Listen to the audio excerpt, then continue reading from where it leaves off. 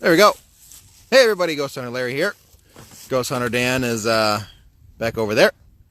And we're on the gimbal again, so if it's not, moving as smooth as it normally does because the gimbal's messing up or something like that, that's why. And I'm going to flip you around here. This is the Cherry Mine disaster. Now Dan, in his earlier live stream, was talking about those giant shale hills. That's them right there, underneath all those trees. And then the field directly in front of us here, this is where the makeshift morgues were set up and the bodies were laid out, right? Yep. In this field here. There's a tiny hill over there to the left. Now, I don't know what that hill is. I suspect that the entrance could be somewhere around there. Because obviously the mine entrance was going to be a little built up. Right. And it was supported, and then they demolished it. So, there's nothing around here that could potentially be the entrance except for possibly over there. So I'm thinking they demolished it, put a bunch of dirt on it so no one will ever dig it up. Probably. That's just my thought. So basically this field in front of us, which was where the bodies were sadly pulled out and laid to rest for how many weeks? 2 weeks? Up to 2 weeks. Up to 2 weeks is basically right here. Let me flip. We'll just leave it in front there. So right now Dan is taking a bunch of pictures. Say hi, Dan. Hi, Dan. So anyway, guys, I did a little research while I was waiting for Larry after I got off the live stream with you guys earlier.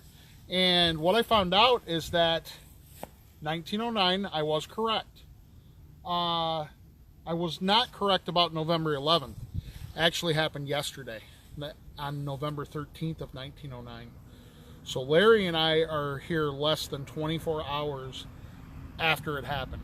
And then you got to think, the bodies were coming out at this time, so we're still well within the window. So what Larry and I are planning on doing is we're going to saturate this with UV pictures. Larry's going to shoot UV video with the new 4K. And we might get some residual movement here. We don't know. We might not get anything. But one of the biggest disasters, and I believe the biggest mine disaster in United States history, right here. Mm-hmm. So, unfortunately, it's not really much to look at. No. These are the hills that were left over from all the shale that they took off of the ground so they could get to the coal and start mining. Right. That was all hand dug, guys. Those mounds. There's another one on the other side. So there's actually two of them. There's a peak there and a peak here. And of course, you can see trees and stuff have grown up on them. But at the highest peak, they're about 400 feet. 300 to 400 feet, they said. So that was all put there by hand. Pushing it up rails on carts and dumping it down the side and letting it dribble down. And that's what they ended up with. Mm-hmm. So, because in 1909, they didn't have a lot of conveyors and things like they do now that make mounds half that big in a day's time. Oh, yeah. So we're going to hit it. We're going to hit it with everything we got. As best we can, because obviously somebody owns that field. Right. Because there's a barbed wire fence there. And down there, the gate's shut, so it's not like we can go driving up and seeing where the mine used to open. See that gate over there, kind of? Well, the Jeep's in the way, but there's a farm over there. So we're guessing that farmer is one that owns this. But all around out here, they had makeshift morgues and bodies everywhere. So we might catch something. We're gonna do a ghost box session right here. So after Larry and I cut off our live feed, we're gonna do a ghost box session, just see if we catch anything. And then we're gonna saturate the heck out of it with UV stuff. We're gonna go over to where the historical marker is, take a bunch of pictures there. Then we're gonna go down to the middle of town. We'll pop on live just to show you guys what the monument looks at. Then we're going to the cemetery. And that's where the miners are buried. Yep. So we're going to get underway. Yeah, I would say, give us like 15, 20 minutes give us for the about next 15 spot? to 20 minutes. We're just going to do a quick ghost box session. Like Larry said, and he pointed out, there's not a lot here. But we might get a voice. I don't know. Possible. So unfortunately, we really can't walk out there. No, I wish we could walk right up to the foot of those. I mean, technically speaking, we could because there's no trespassing signs over here. Yeah. Or there isn't any no trespassing But signs. I don't want some state trooper going, what the heck are you guys doing on this land? Right. Just because it's not there doesn't mean I should go onto it. Yeah. Kind of like just because the fire says don't touch it doesn't mean it's not going to burn you when you do. So, Hi, Beth. How's it going? hi, Beth. So, we're going to get to it. Look for us in about 15 to 20 minutes. We'll be downtown. We're going to show you guys the monument, which was very well done. Yes. We're going to take a lot of pictures. The town of Cherry only has 500 people in it. Right. So you got to think, if there's, give or take, almost 300 people in the cemetery, that's more than half of the town. Well, the town now. Right. I mean, when it was a mining town, It was bigger, but the town now, with over the last 100 years of other people, there's Right. probably just as many people in the cemetery as in town now. So, yeah, absolutely. But if you want to pan around real quick, Larry. The sun's coming from that way, so I don't know how it's you going to guys look. might not see very good. This is a town right here. I mean, it's not too bad. It's not very big. Yeah, we're over by the park, so there's a baseball diamond over there. I'm gonna actually There's take a Dan, picture. who's all I'm gonna take a silhouetted. picture of Larry live streaming. Yeah. And then you got a bunch of playground stuff over here. Beth, this is Cherry, Illinois, which you probably can't see it, but there's the water tower there. There's Dan. I'll flip around here. You got to go slow with the gimbal so it can adjust. This is home of the Cherry Mine disaster. Now, those two hills right there in front of us with the trees, those are actually all the shale that came out of the mine. And they dumped it there by hand. And then the field here in front of us is where, when the mine disaster happened, well over 200 miners lost their lives. And they basically just took them out of the mine and laid them here in the field until they could be identified. A lot of them weren't identified. They just couldn't do it. And then by the time they got around to them, putrefaction set in and they're no longer identifiable.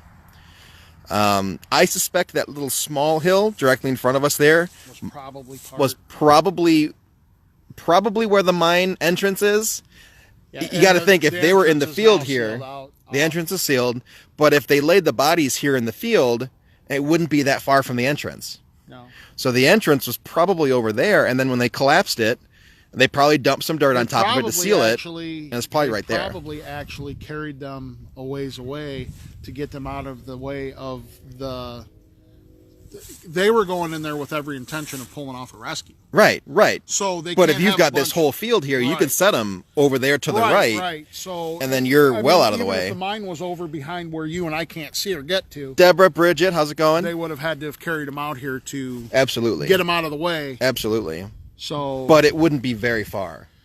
No, they wouldn't have went real super far. I wouldn't think. No, because they want to get them outside, Right. then go back inside, and then whoever's here is going to move them over to the next Right. area. Right. Or triage them and divide them up. Right. Absolutely. So where we're standing, you can kind of see the barbed wire fence in front of us. We really can't go any further, so we're going to try our stuff here. It's pretty quiet right now. We might get some EVP work in if Right. it stays quiet. I'm going to turn this way to the right. Hopefully I'll get it. There's a nice big old truck coming down the way there. Rachel, how's it going? Some cars. EVP will be a little tough, especially those big trucks. And there's a lot of them that come through Cherry. Yeah, this is Route 89. 89, yeah. So, So you're going to get the noise. Luckily, they got to go like 35 around here, so it won't be too loud. right, you're not going to hear the big hum of the tires when the Right. truck's going at 55 versus 35. That Tyler Shaw, that's by Ladd Rip's Chicken Joint there. Yeah, Ladd is what, Yep, like Lad's like 3 miles? 3 miles up the road. 3 miles that way up the road. towards I-80. Yeah. Yeah, we just went through Ladd. I made a joke. we're That's a good about- lad. Yeah, Larry goes, oh, that's a good lad. That's the best chicken, says Beth. Where is it? That's in Ladd? Rip's Chicken Joint. Rip's Chicken Joint. You know what, guys? We just kind of breezed through because we were kind of trying to look at the mounds from the way out. Well, it's 11:15. We can stop there for lunch. Yeah, we'll see. So we ain't going to stop anywhere, though, if we don't stop live streaming and start getting to work. So. Yes. So the 7 of you or whoever came and left, thanks for popping in and watching us. Check the place And out. it's not that we don't like talking to you. It's just we got to get to work here and Right. try to get this done so that we have hopefully evidence to show you guys and not just me and Larry yakking. So Right. we're So going to get to it. We'll pop on. Give us about 20 minutes. We're going to pop on when we go down by the monument. And then we'll pop on one more time while we're down here in Cherry, Illinois, and that'll be from the cemetery where the miners are buried. Yep. So this Ghost Hunter Dan, Ghost Hunter Larry, we're live where the Cherry mine disaster happened. Yeah, put it behind you there. Back in 1909 on November 13th. There we go. And over 250 men and kids. Joy says, I live in Dixon and we go there for chicken. We're definitely going there. Okay. Definitely going there. But this is where it all happened. So Larry and I are going to see what we can catch. So we'll catch you guys in about 20 minutes in the next video. Yep. Take care, guys. Thanks, guys.